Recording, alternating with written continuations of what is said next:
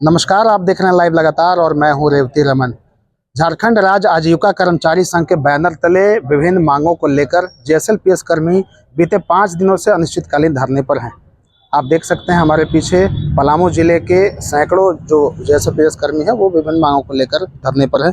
क्या कुछ कारण है इस धरने का और अनिश्चितकालीन धरने पर क्या कुछ उनकी मांगे हैं, इसे लेकर हम जुड़ेंगे। हमारे साथ संगठन के विभिन्न सदस्य हैं और पदाधिकारी, हम जुड़ेंगे उनके साथ और जानने का प्रयत्न करेंगे आखिर क्या कुछ उनकी प्रमुख मांगे हैं। धन्यवाद। मैं प्रभात रंजन पांडे, झारखंड राज्य आजीविका कर्मचारी संघ पलामू इकाई का जिला अध्यक्ष।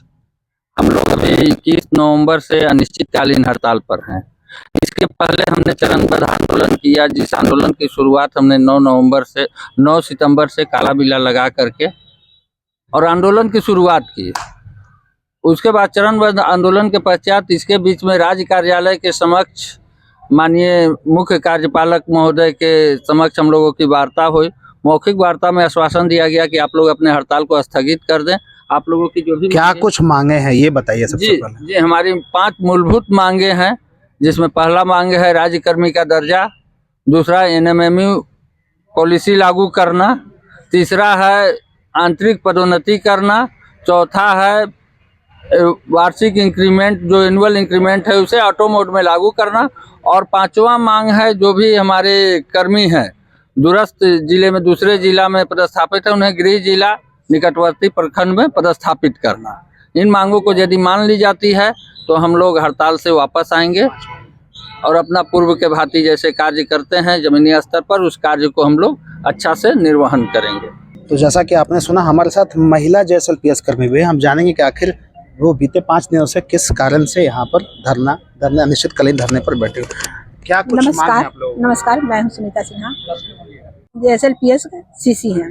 सर, हम लोगों का मूलभूत ये मांग इसलिए रखा गया है क्योंकि अगर देखा जाए तो वो या तो आपको कृषि विभाग हो या आपका पशुपालन विभाग हो या हमारा मनरेगा का हो, कोई भी विभाग का काम अगर है तो अगर उसे जमीनी रूप पर उतारना है तो उसके लिए हम आजीविका कर्मी ही सक्षम हैं। अगर हम लोगों की भागीदारी ना हो तो देखा जाए तो कोई भी काम सही ढंग से नहीं किया जा सकता है। तो जब काम करने के लिए हम लोग जमीनी रूप पर जाते हैं सर, तो हम लोग को बहुत सी परेशानी होती है, लेकिन जब हम लोगों को मानदेय की बात आती है तो वहाँ पर हम लोगों को बहुत ही कम दिया जाता है, जिससे कि हम लोगों का पूरा हर तरह से हम लोग का पूर्ति नहीं हो पाता है, जिसको लेकर हम लोग ये मांग रखे हैं। आगे क्या रणनीति होगी अगर ये मांग? आगे रणनीति ये है सर कि अगर हम लोगों की मांगों को मान लिया जाए, क्योंकि हम लोगों की जो भी मांग है वो मूलभूत मांग है और सही मांग है, कोई ऐसा मांग नहीं है जो कि नकारा जा सकता है ना। इसलिए अगर हम लोगों की मांग को मान लिया जाएगा तो हम लोग ये हड़ताल को पुनः खत्म कर देंगे। कि अगर आपकी मांगों को नहीं माना जाता, क्या कुछ आगे की आपकी रणनीति होगी, इसके विषय में बताइए। हम लोग का जो मांग है 5 सूत्री मांग, अगर जेएसएलपीएस प्रबंधन और सरकार इसे नहीं मानती है तो हम लोग चरणबद्ध आंदोलन अनिश्चित काल में चले ही गए हैं। तो हम लोग अभी अगले 1 सप्ताह तक जिला में आंदोलन कर रहे हैं, फिर हम लोग स्टेट स्तर पे आंदोलन करेंगे, सचिव स्तर पे, और सरकार का घेराव करेंगे। लेकिन तब तक नहीं अपना जब तक मांग नहीं माना जाता है तब तक हम लोग चरणबद्ध आंदोलन करते रहेंगे और ये चलते रहेगा, क्योंकि हम लोग बिल्कुल ठगे महसूस कर रहे हैं अगले 10 सालों से। बगल के राज्य में देखेंगे, बिहार में एक सिस्टम बना हुआ है, हर साल इंक्रीमेंट मिल जाता है, ऑटो मोड में फिटमेंट होते रहता है, और हम लोग 10 साल से हम लोग को प्रबंधन ठगने का जो है सो लगा के रखा है और बराबर ठगते जा रहा है। तो हम लोग जिसके लिए काम कर रहे हैं, गरीबों के लिए, कि उनका गरीबी दूर करेंगे, खुद गरीब होते जा रहे हैं। आज सारा सिस्टम जो है सो सरकार आपके द्वार चल रहा है, सब में दीदी लोग भी ठगी महसूस कर रहे हैं, उनका कोई कार्य नहीं हो रहा है सरकार आपके द्वार में। बैंक लिंकेज का काम हो, सीआईएफ का काम हो, दीदी लोग का सारा कार्य रुका हुआ है इस अनिश्चितकालीन हड़ताल के चलते। तो प्रबंधन को देखना पड़ेगा। सरकार आपकी बात को नहीं मानती, क्या कुछ दरख्वास्त करेंगे झारखंड सरकार से, अपनी मांगों को लेकर क्या रिक्वेस्ट करेंगे? देखिए, झारखंड सरकार से मेरा यही रिक्वेस्ट होगा हम लोगों का कि हमारी जो भी जेन्युइन डिमांड है, जो हमारा मांग है, उसको जल्द से जल्द पूरा कर दे, क्योंकि हम भी झारखंड सरकार के एक अभिन्न अंग है। हमारा भी जो काम है वो झारखंड सरकार के साथ ही है, हम झारखंड सरकार के उद्देश्य को ही लिए हैं। लेकिन चूंकि हमारा जो मांग है काफ़ी दिनों से लंबित है, पिछले 3-4 सालों से ये चलता आ रहा है। बार बार आश्वासन मिलता है कि अब हो जाएगा, लेकिन हम लोग का ये नहीं हो रहा है। कर्मियों में जो वेतन को लेके विसंगतियां बहुत ज़्यादा है। कुछ कर्मी हैं जिनका वेतन ठीक ठाक है, कुछ कर्मी हैं जिनका वेतन 4 साल से बढ़ा ही नहीं है। तो हम लोग जो वेतन का जो रिस्ट्रक्चरिंग की बात कर रहे हैं या जो एनएमएमयू की जो पॉलिसी है, केंद्र सरकार ने खुद सभी राज्यों को बोला है कि ये वेतन को आप लागू करें।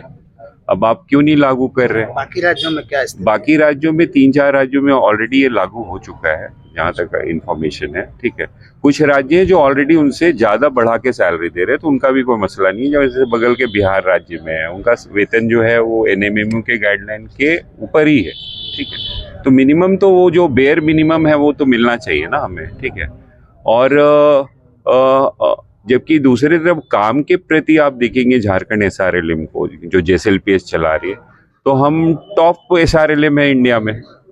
हमारा जो परफॉर्मेंस है वो टॉप एसआरएलएम में हम गिने जाते हैं, टॉप 5 में आते हैं बाकी राज्यों में। जैसे आप छत्तीसगढ़ एसआरएलएम में जहाँ बिहान चल रहा है, उन सब से आप कंपेयर करेंगे तो हमारा टॉप एसआरएलएम है।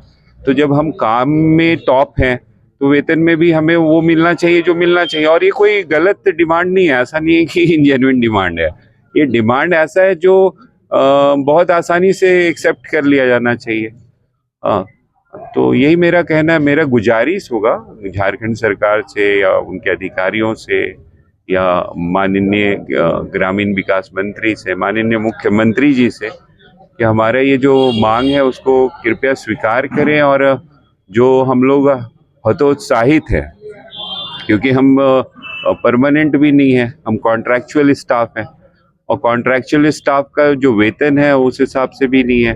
अब जहाँ एक तरफ सरकार 8वां वेतन आयोग की बात कर रही है, तो हमारा तो जो सीसी है या फिर हमारे जो डीएम्स हैं, है ना, डिस्ट्रिक्ट मैनेजर, उनकी सैलरी आप देखेंगे 30,000 रुपये है, बीपीएम की सैलरी 30,000 रुपये है इस महंगाई के दौर में।